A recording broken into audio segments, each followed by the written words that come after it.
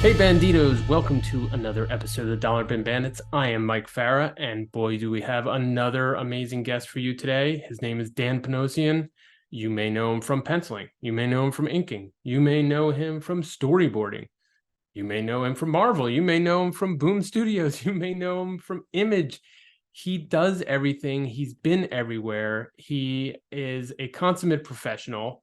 And I think you're going to like the stories he has about his career and everything that he's working on. So without further ado, this is Dan Panosian. It is Dan Panosian. Dan, how are you? Good. Thanks for having me. Thanks for being on. We appreciate it. We're going to start with the same question that we start with all of our guests, which is, how did you first discover comic books? It had to be my father. He was a commercial artist and later had his own ad agency, but he always wanted to be a comic book artist. He loved comics as a kid. He grew up in the Depression era, so it was like right when Superman and Batman and books like that were coming out. He loved the original Daredevil, and so he's a big fan. Like he knew he knew who Neal Adams was. He knew who Joe Kubert was, Walt Simonson. So it was interesting, and this was, I was a little kid, and he was pointing this stuff out to me. So I think I, probably got into it because I wanted to impress him a little bit and show, follow. Did he bring home the comics to you? Pardon?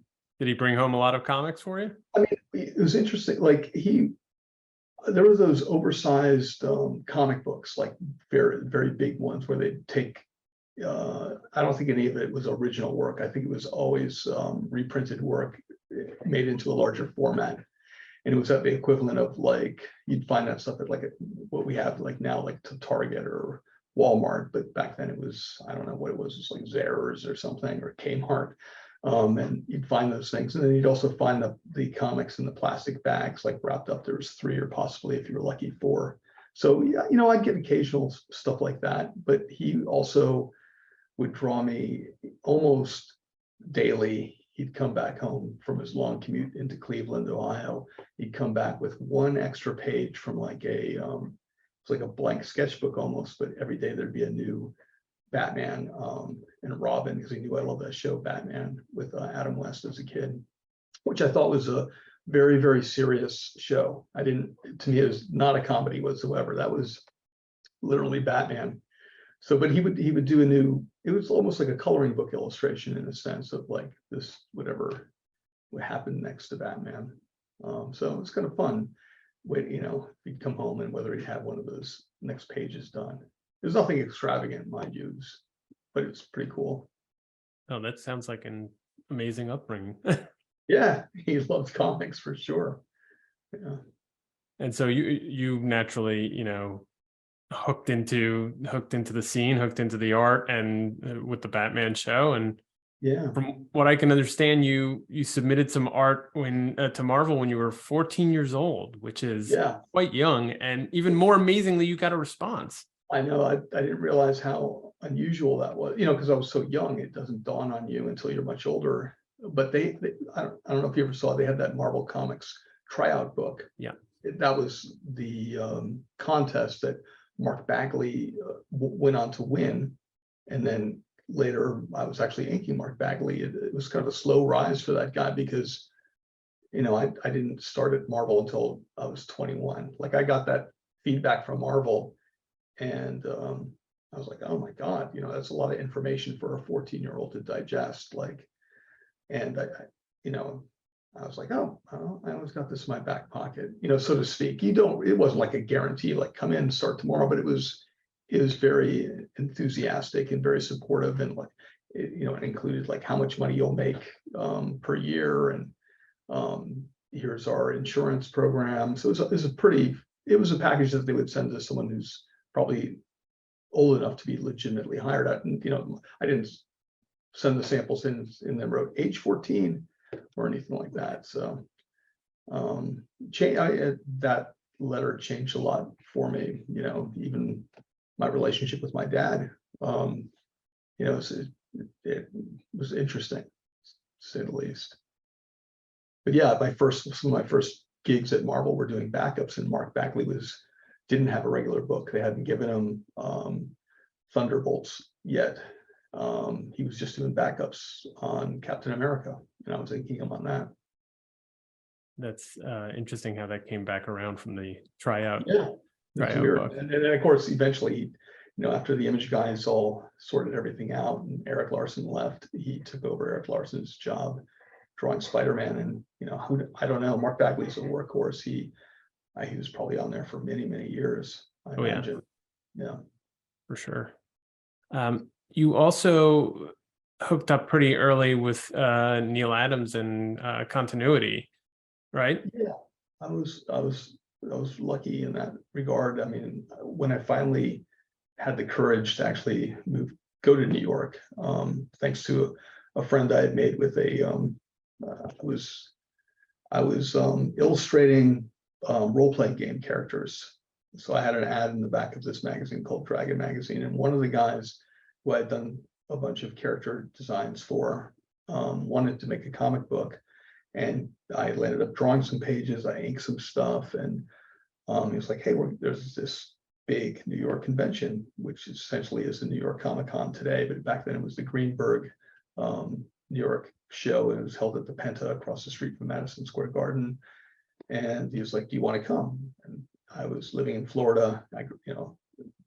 I moved away from Cleveland. We were pretty young, so I pretty much grew up in Florida, and probably the tallest building in the city I grew up in was maybe 4 stories. So it was a little bit of a system shock, and I was a little nervous about going to New York, and I had lost contact with the submissions editor, Len Kaminsky, who had responded. I didn't really know how to go about getting work per se. I knew you'd have to contact an editor, or I thought maybe I'd go to a show one day, but sure enough, like day 2 being in New York, the next day I'm at this convention, and I met Neal Adams, I met Walt Simonson, I met Joe Kubert all in the same day. And Neal looked at the stuff and basically told me to come into work for him at Continuity. I didn't know what I'd be doing, and the same right after that I met Walt Simonson, and he asked me what book I was working on at Marvel, and I said I wasn't, and he goes, "Oh, I'm going to call up Ralph Macchio, who was his editor at the time."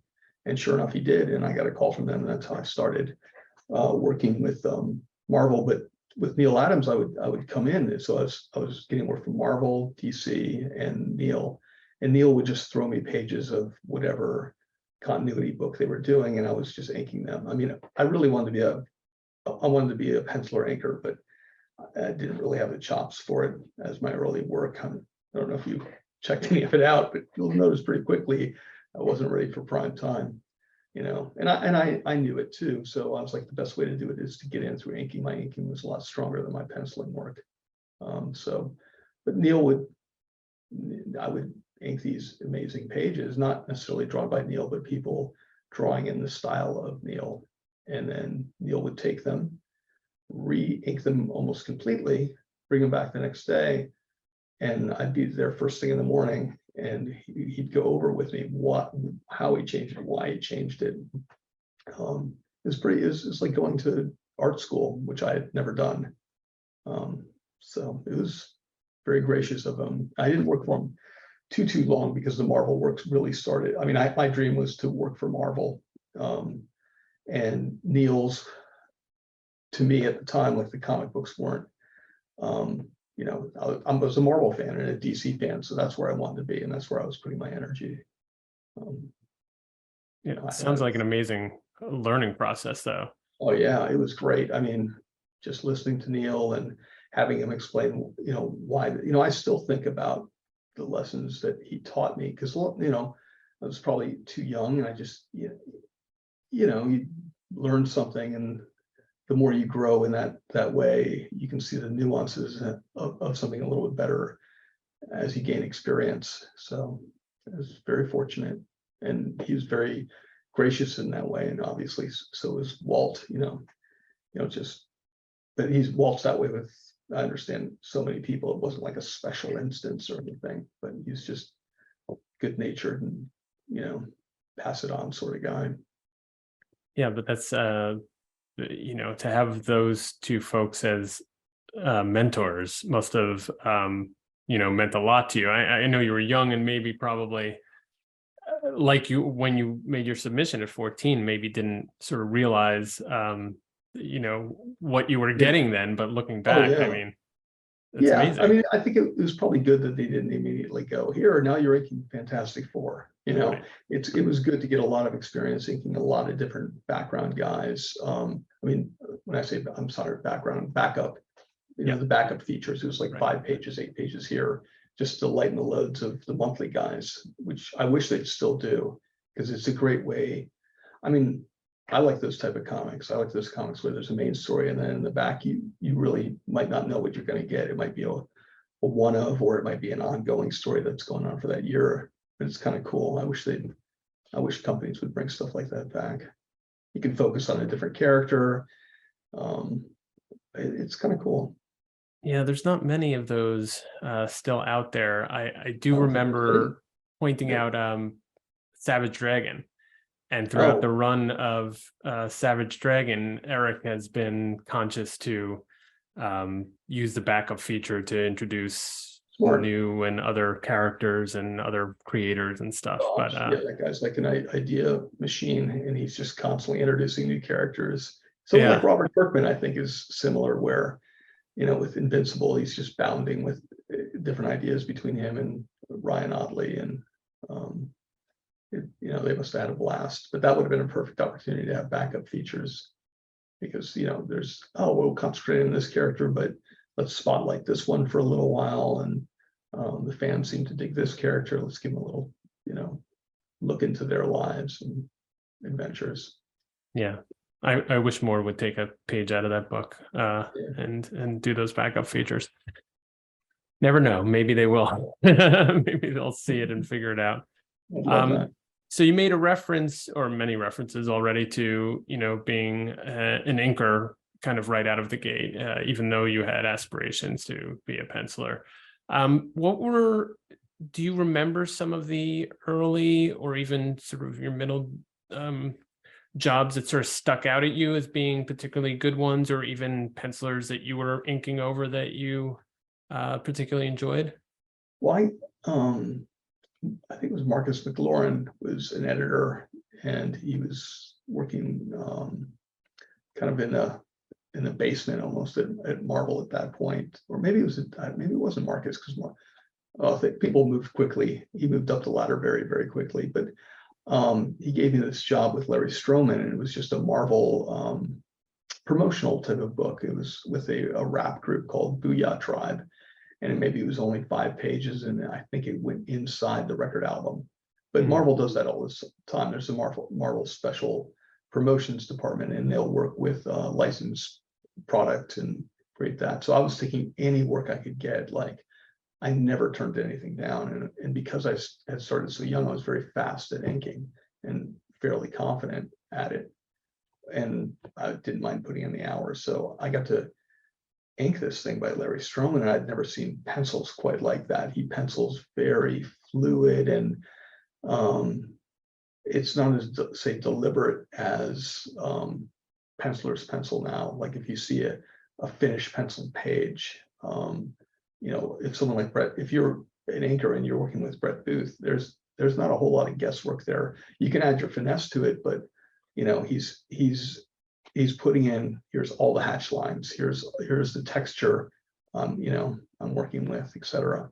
Same thing with someone like, say, David Finch or Mark Silvestri. I guess that kind of happened later, but anyhow, Larry Stroman pencils in a very painterly sort of way. So it was kind of mind-blowing to work over him. And later on, I think because of that small little tiny job, when Mark Farmer left as inker on Alien Legion, and this is prior to Larry Stroman working on it, X Factor, I got to ink a couple issues of Alien Legion, which was very daunting because Mark Farmer, if you ever get to see those original pages, they're insane. I mean, he's incredible inker and embellisher. So I remember actually I must have brought some pages back to Florida, and I showed my father some of the Alien Legion's pages, and he looked at me, he looked at the page, and he goes, I don't know how I feel about you inking this. And, honestly, he was right. It was, I was nowhere near the skill level of someone like Mark Farmer, and kind of most likely just did a workmanship like job over his work. But Larry's, to his test, to speak about his character, he's just a very gracious guy. He never complained. So maybe not to me, at least. I'm sure maybe to his wife at the time, or whoever was around him, he may have. But he's a solid guy, and he's always been very kind. I'm sure not. I'm sure he was very appreciative of the inking assists, as it were. Speaking of that, you mentioned sort of the well, Larry is one example of sort of the tight pencils. Did you have a lot of opportunity, or any opportunity early on, to do the more what they would call, I guess, loose break? The penciler would do loose breakdowns, and you would do finish inking. Bagley would do that towards the Okay. end. And I was originally, as an inker, I was very influenced by Jeff D, who was also very influenced by Terry Austin. I was a big Terry Austin fan. So I wanted to ink just like Terry Austin. And but then I saw Scott Williams' work. I got to see his work emerging on Will Spartaccio, because he had to leave that book to work on more X Factor stuff at the time. And so Ralph Macchio asked me to work on Wils's stuff. He had finished up this thing called Legion of the Night, and Scott was just, it's just too many books for the guy to ink. And nobody had seen, at Marvel at least, nobody was attempting to ink like Scott Williams. It was pretty new, but to me, it just blew my mind. So I was the first guy at Marvel to really embrace that or look into it, because I was following Scott on that book, and I had privy to all those Xerox copies and the originals. So I got kind of a head start in that department. And the only other person in the industry doing anything like that was Art T. Bearer, but he was working over Dan Jurgens on Superman at the time. So anyhow, I finished up the Legion book, to make a long story a little shorter, and I started applying that inking style to everything I was inking. So now those little crisscrossy lines and all those things that you associate with the 90s era of comics, I was trying to put into my work elsewhere. So when I was working off breakdowns for Mark Bagley, I started, inking him as if I was Scott Williams, and that got the attention of the X Office, and in particular Rob Liefeld, and he asked me to start inking him on X-Force. So, but I had inked a handful of people on breakdowns, and I had this. It's funny, I think it's a lot of inkers, not just myself. Like, if you have ever worked on breakdowns or loose pencils, and you start coming in and embellishing them and finishing them up, you get this false sense of, oh, I could be a penciler. I'm doing the work here. But what you don't realize is, starting with that blank page, or without any semblance of the figure, because a lot of times I'd work with artists, and while I was working with the fellow who followed Rob on X-Force, when he left, I was still inking X-Force, and he would just write in, background, so I'd put in a background. There's a whole cover where it's all like kind of black tech behind these two characters, like in Liefeld style, lunging at each other.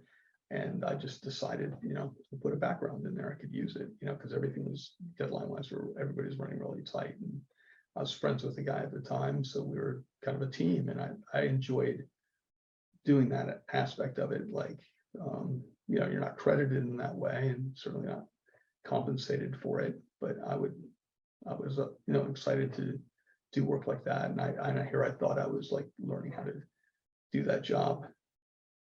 But yeah, I can imagine that. It's not even close. It's not even close to what the real job is. So. Right. But it's a little extra. It's a little toward in that direction. It is, and Marvel would occasionally, just out of pity, like throw me a pinup or a backup story of my own to draw, or even like I did a series of annual covers. I don't know how on earth. I think because of the popularity of that X-Men style, and so few people were really embracing it or understood it, I guess. I think they were probably like we can't explain Rob Liefeld. So Dan, you want to, a shot at this? So they let me do some covers. I still couldn't believe it, and I'm glad I didn't completely choke. But they're not. I mean, they're definitely of that era. You can say that about them. Sure. Yeah. I mean, you parlayed that into some gigs at Image when Rob and the crew finally left, and then you were actually doing some penciling and interior art, right, with Prophet and such. Yeah, Mark Silvestri originally called me up to do. Scott Williams was going to devote himself entirely to Will Spartaccio and Jim Lee, right? And so it kind of left Mark without an anchor. So I was I inked issue 3 of Cyberforce, and then Rob, I had already inked Rob Liefeld, and he called up and he said, I'd like you to come over. What do you like to do? And I go, well, I'm inking Mark Silvestri, which it's incredible work. And I go, but I really like to write, I'd like to write and draw my own comics. And he goes, well, what if you penciled and inked Prophet? So, and he basically paid me 3 times what Mark was paying me, which was already insane amounts of money based on those royalties that those guys were getting. So there's no way I could say no. And, it was exciting, and I moved out to California. I've been here ever since. But it was great. So I got to work at Extreme Studios and draw Prophet for 4 issues. And then I said, hey, I'd like to write and draw some Prophet. I want to do my own. And he's like, go for it. And that's when I started getting a little bit of cold feet. And they got Steve Platt. Stephen Platt was super popular on Moon Knight, and Prophet was probably their most popular book besides Youngblood, or maybe they were neck and I don't know. I don't remember. I wasn't into the numbers of things. I just knew it was doing really well. So it made perfect sense to, if Stephen Platt's going to join Extreme Studios, you got to give him a great book. So the timing worked out really well. I was going to write and draw this book called Prophet Unleashed, which I did a Prophet Zero, which was like a interlude to that, or like a prelude to it, and it was very hard. It was hard work. And then I started attempting to create this miniseries that would have been Prophet Unleashed, and that's right around the time the industry started collapsing as far as the huge paydays at Image. So, and then my father passed away around the same time, so I think all that stuff combined, I took a step back from comics, and I kind of I basically for about 10 years just did commercial art and advertising work, like video game design. If there was some car company, Toyota wants to show a Clark Kent guy taking off his thing, and then the Toyota symbols in there, I'd be the guy who would draw something like that. But was also interesting is stepping away from comics. I wasn't necessarily, I'm gonna use the word forced, but no one's forcing you to draw in any style at Marvel or DC. But it kind of behooves you, if you want to be popular, to draw in a style that is popular. And so I was trying my best to be Jim Lee at every step of my career at that point. But now I didn't necessarily have to. So all the influences that I had as a fan were like Walt Simonson, John Buscema, Frank Frazetta, even Mad Magazine. So I think they all kind of came together when you're forced to draw quickly, like doing storyboards. You're drawing instead of just like a comic book, it's like 6 panels, basically on a page that are finished. And storyboards, you could be doing up to 30 rough panels. So it really kind of forces you not to be as precious, and you can't sit there and take a look at, like, pull up your favorite. How would Jim Lee draw this? I mean, that was basically how I learned how to draw, is by looking at other comics and trying to ape and emulate Jim Lee and John Byrne, guys like that. Do you miss any of that sort of design work, or do you still do some on the side? Every now and then I still do some. Like, I just got Penguin Books just emailed me today about a potential project that there's a part of me that would love to do. because it's outside of what I'm doing right now. And I don't mind diversifying styles, so it would have been fun, but I have so many projects right now that I want to get to in comics that it's almost impossible to take these other side jobs. And I still occasionally get creative. The money is much better outside of comics as far as like doing advertising or storyboards. But got to do what you love. So I'll take the pay cut to enjoy, looking forward to, like, I got a Hulk cover I get to draw tomorrow. I'm like, that's going to be fun. I'm a fan of the Hulk. I'm not a fan of drawing Clark Kent coming out of a phone booth 600 times. And I've drawn that drawing so many times because every client I used to get would get, oh, we have an idea here. What if we have this guy opening up his chest, instead of the Superman logo, it's our logo. I'm like, oh my God, brilliant. Like, I just did that. I wouldn't say that, but you can only draw those. I can only draw a car for a car company so many ways, and storyboarding TV commercials or parts of movies, are just, particularly a movie that I'm not interested in is, I don't know, doesn't get you excited. Yeah, comics probably for you and for everybody listening to this or watching it, and as well as myself, are just, there's something a little bit more, I don't know, it's got that jazz to it, I suppose. No, I called the other job drawing refrigerators, because I don't think any kid grows up and says, I want to draw refrigerators. No, they want to draw, Superman or Batman or the Teenage Mutant Ninja Turtles or whatever, but they didn't want to draw refrigerators. And that's kind of what I felt like I was doing. So I got married, and I told my wife, I'm like, I don't know if I can keep doing the advertising. I'd like to get back into comics. And she's like, go for it, kid. I don't know if that was a direct quote, but she was very positive about it. That's great. Yeah, that's the right attitude to have. But this around, I'd gained enough experience drawing that I wasn't going to be inking anymore. I was going to be drawing my own stuff. Sure.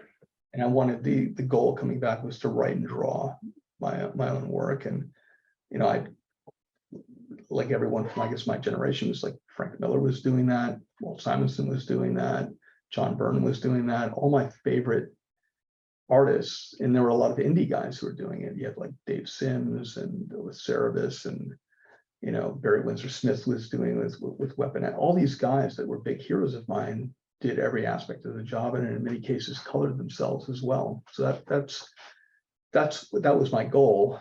And I forget what year I got back into it, maybe 2007 or 8, maybe something like that. I didn't have to, I still had a long way to go artistically.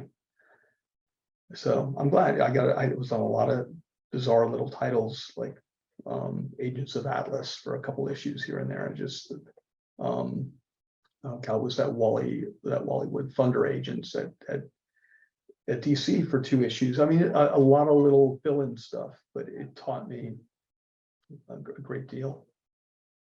And you've worked for a number of different publishers, not only the big 2, as it were, but Dark Horse and Boom Studios and Dynamite.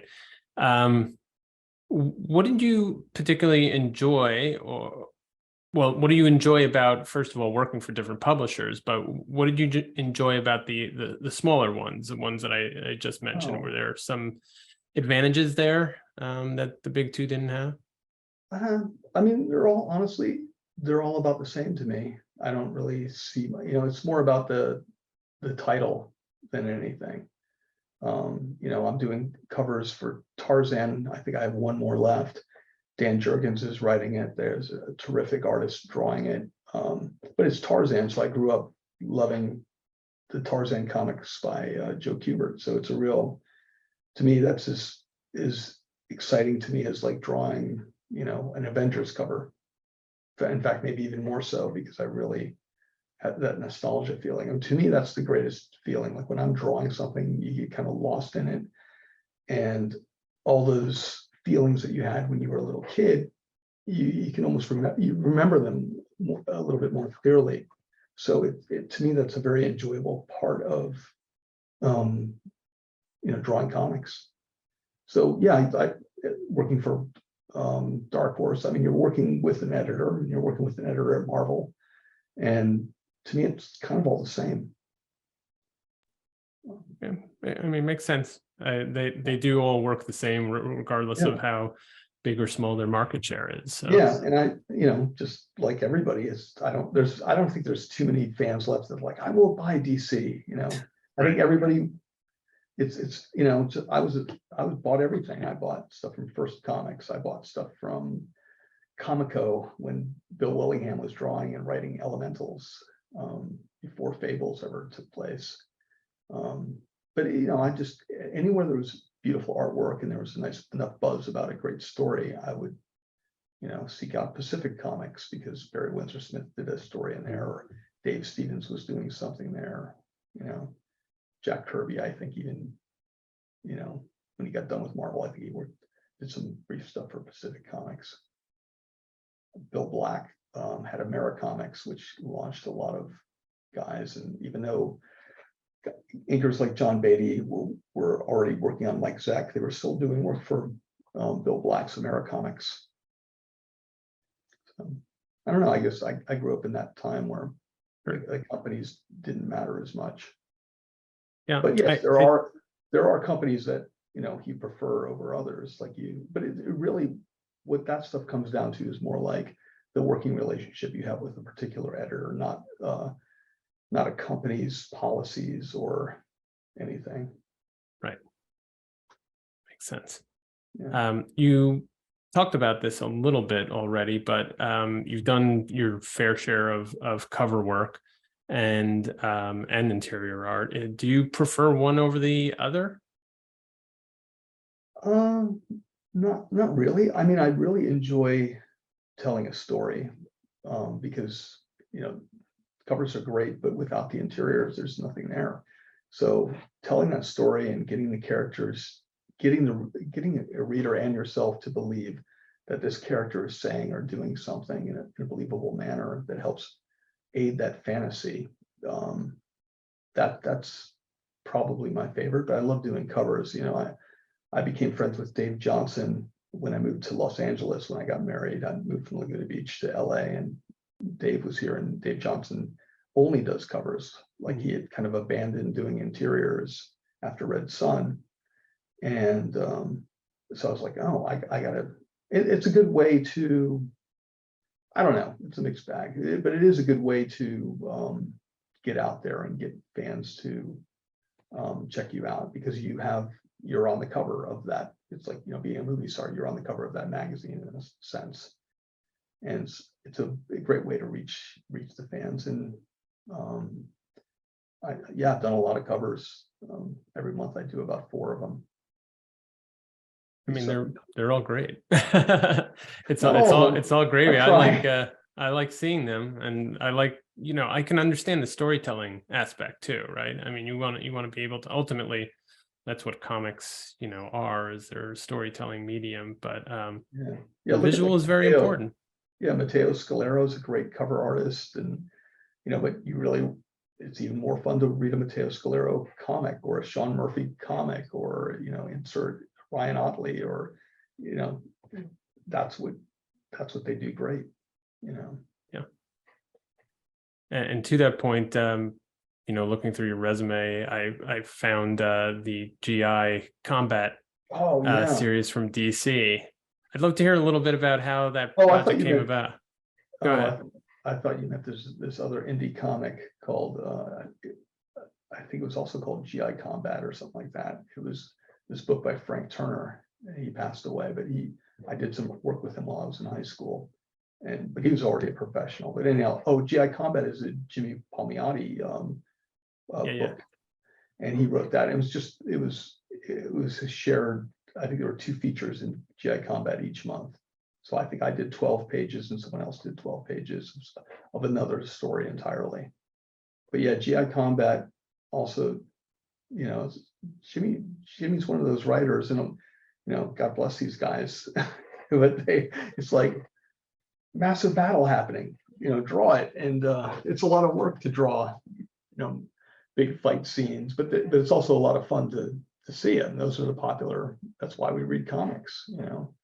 But yeah, it was hard work, and there's a lot of actual weaponry, and it was a lot of backgrounds, which luckily I enjoy doing. But yeah, I had fun with that. And Jimmy's a fun guy to work with. He's also a friend of mine, so that helps. Yeah, another starting sort of from inking and then branching out, and now known more as a writer than an inker. Yeah, I don't think he's inked a comic book. I mean, maybe he's inked a cover here and there in maybe 20 years. I don't know. Probably the last thing he inked was a few things over Joe Quesada when they were doing Marvel Knights, but then he started getting more and more into writing. Possibly, yeah. And of course, you did, or you have done, and continue to do some writing as well. There was a project at Boom, Alice Ever After, where you did everything, right? You were no, you were writing, right? I'm writing. I did the covers, and every time Alice went to Wonderland, which is just a few pages per book, I would illustrate those scenes. And now we have a new book that's coming out called Alice Never After, and we switched the team. So now the original artist who was doing the interiors and the crux of the story that took place in London, he's drawing the scenes in Wonderland, because Alice is trapped in Wonderland. Not necessarily trapped. I mean, she kind of wants to be there, but she'll find out that maybe the grass is always greener. But yeah, it's a fun book, and I'm writing more than I'm drawing these days, which is super exciting. I really couldn't be happier with how things have gone. So yeah, Boom is a great fit. I did an Unkindness of Ravens, and I did some backup art in the book I was writing, but there was a artistic team in place for me. Mariana Ignazzi and Fabiana she was coloring it, and it was just a great team. And that was the first book I wrote that other people were drawing. Before that, I did slots at Skybound for Robert Kirkman's company. I wrote, drew, and colored that book. It was 6 issues. And do you enjoy the writing? I mean, it sounds like you do. I love it. Yeah, it's very fun. And I didn't know how I feel about other people drawing the stories that I kind of wanted to tell, but don't have enough time. I can really only draw 1 book a month and do a few covers. I really don't know how someone like John Byrne or other guys, like John Romita Jr. can draw 2 books a month. I don't know how that's possible, but they did it, and they did it great. And someone like John Byrne was also writing that stuff. He could do up to 3 books, I bet. The guy's a machine. But for me, it's fun. I get to see how other people interpret the story, and it's crazy. I'm doing a project at Dynamite right now that I'm writing, and I get to see the pages roll in. I'd love to say what it is, because it's something I'm really excited about. But you know how these comic book companies are. They're like, no, we'll do the launching. We'll tell you when you can talk about it. But I'd love to announce it.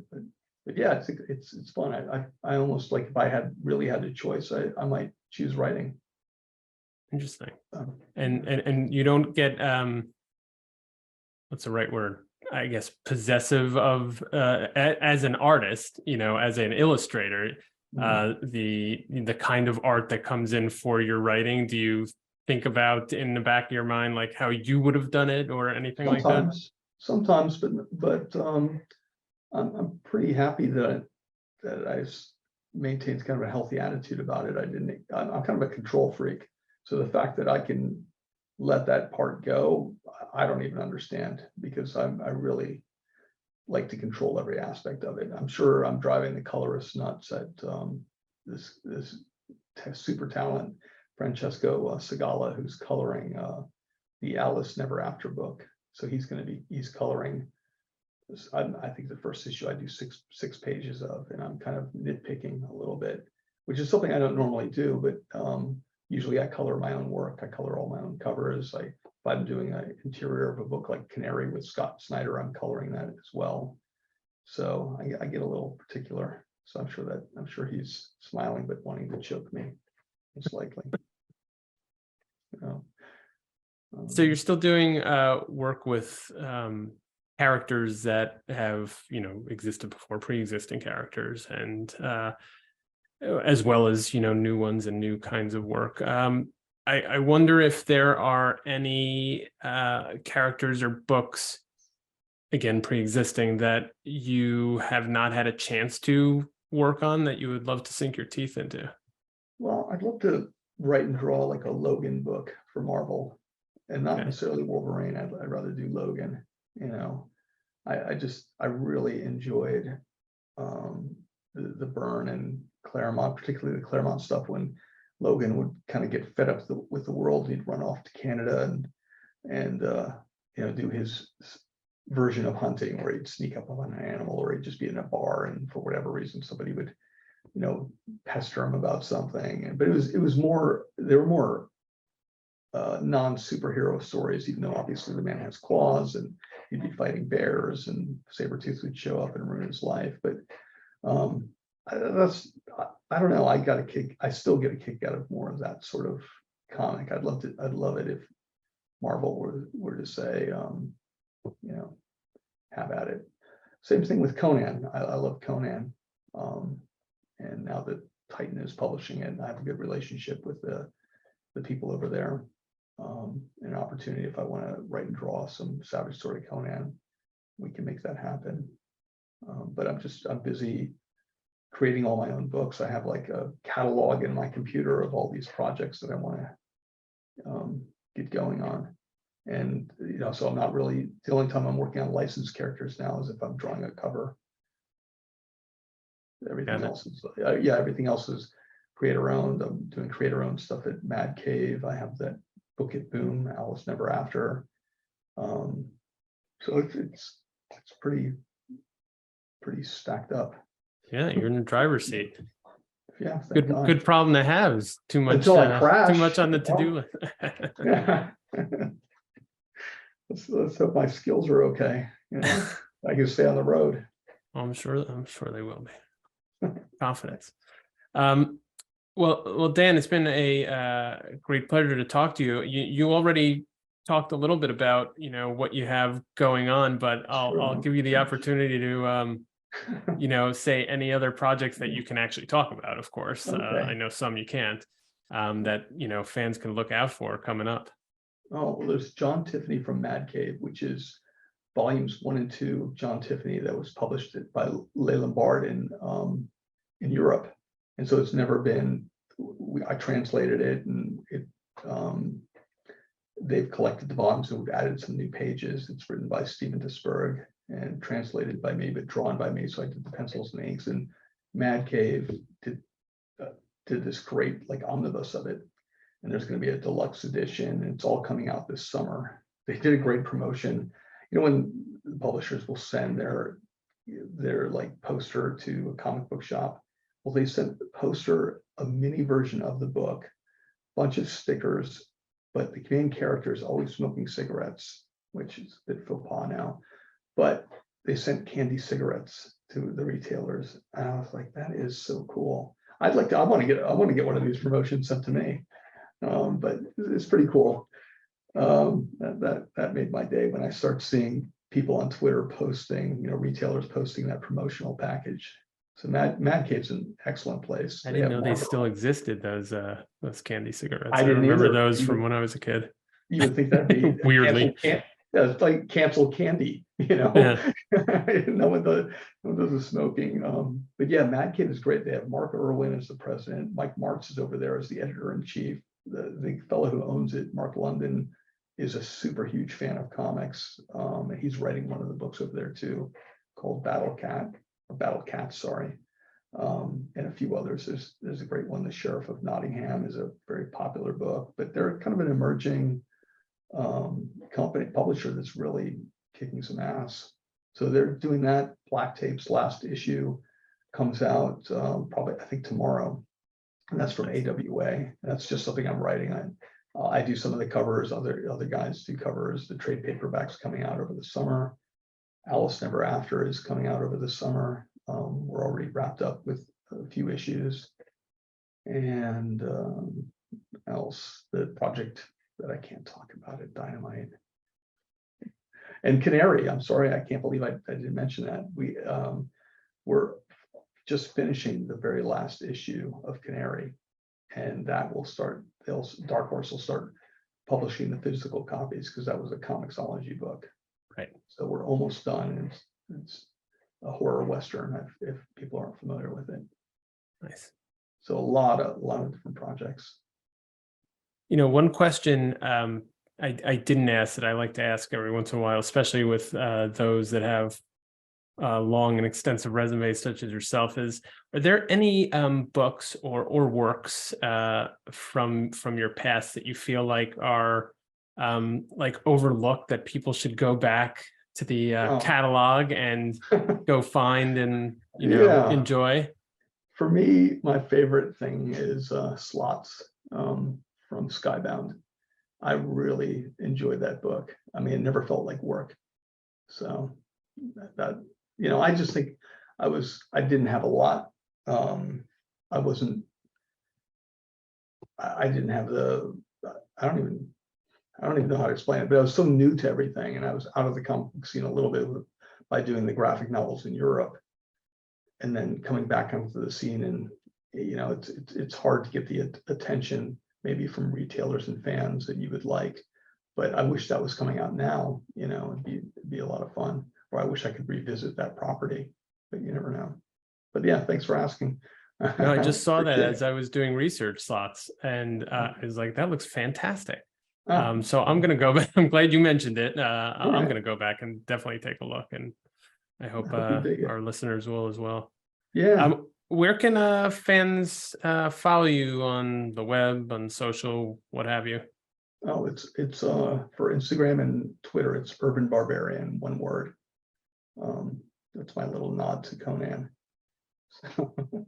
And then I'm on Facebook, and it's a public. It's not a Facebook page, it's like my actual Facebook page. But I put all the artwork I do on Twitter and on Instagram, usually on Facebook as well, and anyone can see it. It's not a private page of any kind. Hey everybody, welcome back. I hope you enjoyed that conversation with Dan Panosian. I know I did when we recorded many moons ago. But yeah, he's just a really interesting guy, has a lot of work under his belt, and is always doing something new. And you can't pin him down. And I love that about Dan. And, always has something cooking in the fire, and can't wait to see what's next. So that'll do it for this episode of the Dollar Bin Bandits. But before we go, I wanted to clue you in on a neat event that is coming up on November 18th in East Rockaway, New York. It's called Hurricane, and it's a comics art convention that benefits Bethany Church, which is a place that held things together when Superstorm Sandy hit that area really hard. So friends of the show like Keith Williams and Franco will be there, so definitely check it out. It's going to be at the Bethany Church itself, 100 Main Street in East Rockaway on November 18th from 10 a.m. to 5 p.m. So please check it out if you're in the area. And that'll do it. Please remember to rate, review, and subscribe. Thank you so much for listening and viewing if you're on YouTube. And we'll see you next time. Peace.